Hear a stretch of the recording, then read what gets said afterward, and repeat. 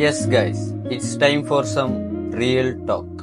Real ടോക്കിനെ കുറിച്ച് ഇനിയും മനസ്സിലാവാത്തവരുണ്ടെങ്കിൽ അവർക്ക് വേണ്ടി ഒരു റീൽ ഞാൻ എന്റെ പേജിൽ പിൻ ചെയ്ത് വെച്ചിട്ടുണ്ട്. You can understand what is real talk. അപ്പൊ തുടങ്ങാം. ഇപ്പൊ ഒരുപാട് ന്യൂസുകൾ വരുന്നുണ്ട്. പ്രായപൂർത്തിയാവാത്ത കുട്ടി പ്രസവിച്ചു, ചേട്ടൻ അനിയത്തിനെ പീഡിപ്പിച്ചു, അച്ഛൻ മകളെ പീഡിപ്പിച്ചു. ഈ ന്യൂസുകളൊക്കെ നമ്മളെ ചുറ്റുമുള്ള ന്യൂസ് ചാനലുകൾ വഴി തന്നെയാണ് നമ്മൾ അറിഞ്ഞത്. എന്നാൽ ഇതൊക്കെ നടക്കാനായിട്ടുള്ള കാരണം എന്താണ്? അതാരും ചർച്ച ചെയ്യുന്നില്ല. ഒരു പ്രശ്നം തീർക്കാനായിട്ട് ആദ്യം അറിഞ്ഞിരിക്കേണ്ടത് അതിന്റെ കോസാണ്, അതിന്റെ കാരണം. പക്ഷേ അത് പറയാനായിട്ട് ഇവിടെ ആരും റെഡി ആവണില്ല. എന്നാ ഞാനത് പറയാം. ഈ എല്ലാ ഇൻസിഡൻസിനും ഒരേ ഒരു കാരണമുള്ളൂ: കോൺ അഡിക്ഷൻ. അത് പറയാനായിട്ട് എന്റെ അടുത്ത് ഒരു കാരണമുണ്ട്. Let me tell A story. +1 പഠിക്കുന്ന ഒരു പെൺകുട്ടി. അവള് ചെറുപ്പം മുതലേ അവളെ സ്വന്തം നാട്ടിൽ നിന്ന് മാറി വേറൊരു സ്ഥലത്താണ് സെറ്റിൽഡ്. എന്നാലും ചില ഫെസ്റ്റിവൽ ഒക്കേഷൻസിൽ ഇവര് കുടുംബമായിട്ട് ഒത്തുചേരാറുണ്ട്. ഈ കുട്ടിയുടെ കുടുംബത്തില് ഇവള് മാത്രമേ ഒരു പെണ്ണായിട്ടുള്ളൂ. ബാക്കിയുള്ള കസിൻസ് എല്ലാവരും ബോയ്സ് ആണ്. അവരിടയിൽ ഒരു പ്രശ്നം ഉണ്ടായില്ല.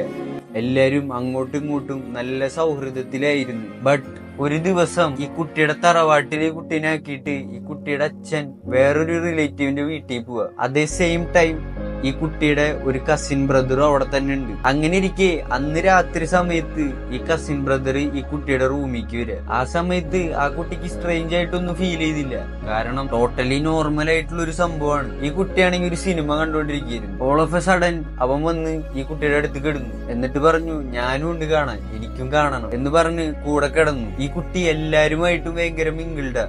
സോ ഈ കുട്ടിക്ക് സ്ട്രേഞ്ച് ആയിട്ടൊന്നും ഫീൽ ചെയ്തില്ല. കുറച്ചു നേരം കഴിഞ്ഞപ്പോ ഈ കസിൻ ബ്രദർ അടുത്തടുത്ത് വരുന്ന പോലെ ഈ കുട്ടിക്ക് ഫീൽ ചെയ്തു. അപ്പോൾ ഈ കുട്ടിക്കൊന്നും തോന്നുന്നില്ല. എന്നാലും ചെറിയൊരു ഡിസ്റ്റൻസ് ഇട്ട് ആ കുട്ടി പിന്നെ നീങ്ങിക്കിടുന്നു. അപ്പോൾ ഈ കസിൻ ബ്രദർ ഈ കുട്ടിയുടെ അടുത്തേക്ക് അടുത്തടുത്ത് വന്നുകൊണ്ടേയിരുന്നു. പിന്നീട് കുറച്ചു സമയം പോയപ്പോ ഇവന്റെ തനി സ്വഭാവം പുറത്തെടുത്തു. അവനത് ചോദിച്ചു, നീ കോൺ വീഡിയോസ് കാണാറുണ്ടോ? ഇത് കേട്ട വഴിക്ക് ഈ കുട്ടി ഞെട്ടിത്തെറിച്ചുപോയി.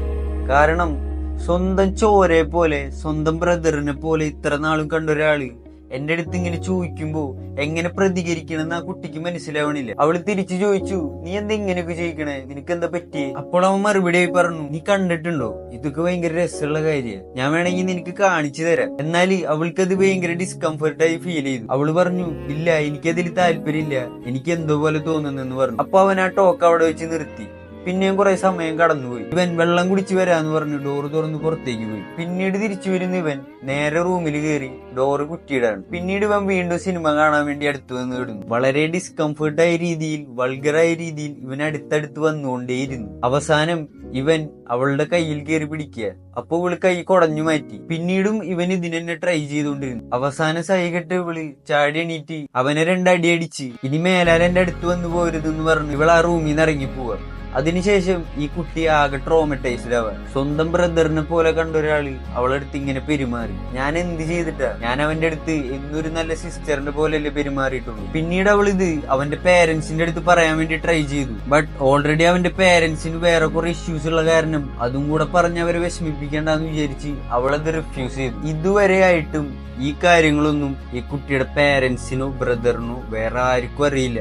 അവളത് റിഫ്യൂസ് ചെയ്തതിൽ ഞാൻ യോജിക്കുന്നില്ല. കാരണം ഓരോ പ്രാവശ്യവും ഈ വിക്ടിംസ് ആയൊരു ഇത് പറയാൻ വേണ്ടി റിഫ്യൂസ് ചെയ്യുന്ന സമയത്ത് ഇവനെ പോലുള്ളവന്മാർക്ക് ഇത് വീണ്ടും വീണ്ടും ചെയ്യാനുള്ള ഒരു അവസരമായി മാറുകയാണ്. ഇനി let me come to the point. കോൺ അഡിക്ഷൻ. ഇന്റർനെറ്റിൽ നമുക്ക് കിട്ടുന്ന മെജോറിറ്റി ഓഫ് കോൺ വീഡിയോസും സ്ക്രിപ്റ്റഡ് ആണ്. പക്ഷെ ഇത് പണ്ട് തൊട്ടേ കണ്ടുവരുന്ന ഒരാൾക്ക് ഇതേപോലെയാണ് ഈ ലോകം പ്രവർത്തിക്കുന്നതെന്ന് ഒരു ചിന്ത അൺകോൺഷ്യസ് ആയി വരും. എനിക്ക് പറയാനുള്ളത്, ഈ ലോകത്ത് ഡ്രഗ്സിനെതിരെ പ്രതികരിക്കുന്ന പോലെ തന്നെ കോൺ അഡിക്ഷനെതിരെയും നമ്മൾ പ്രതികരിക്കണം. കാരണം ഈ ലോകത്ത് നടക്കുന്ന majority of sexual abuse and റേപ്പിന് കാരണം കോൺ അഡിക്ഷൻ ആണ്. സോ നിങ്ങൾ കോണിന് അഡിക്റ്റഡ് ആയിട്ടുള്ള ഒരു പേഴ്സൺ ആണെങ്കിൽ അതൊരിക്കലും നോർമൽ ആയിട്ട് കാണരുത്. That's not normal. അത് ഡ്രഗ്സ് പോലെ തന്നെ നിന്റെ ബ്രെയിൻ സെൽസിനെയും നിന്റെ ഹെൽത്തിനെയും ബാധിക്കുന്ന ഒരു ഘടകമാണ്. So quit it. അതിന് നിനക്ക് നല്ലതൊന്നും കിട്ടാനില്ല. ഞാനിപ്പോ പറഞ്ഞ സ്റ്റോറി ഒരു കുട്ടിയുടെ ലൈഫിൽ റിയൽ ആയിട്ട് നടന്നിട്ടുള്ള സ്റ്റോറിയാ. അതാണ് #റിയൽ ടോക്ക്. നിങ്ങൾക്ക് മറ്റുള്ളവരുടെ അടുത്ത് പറയാൻ പറ്റാത്തതായ നിങ്ങളുടെ കഥകൾ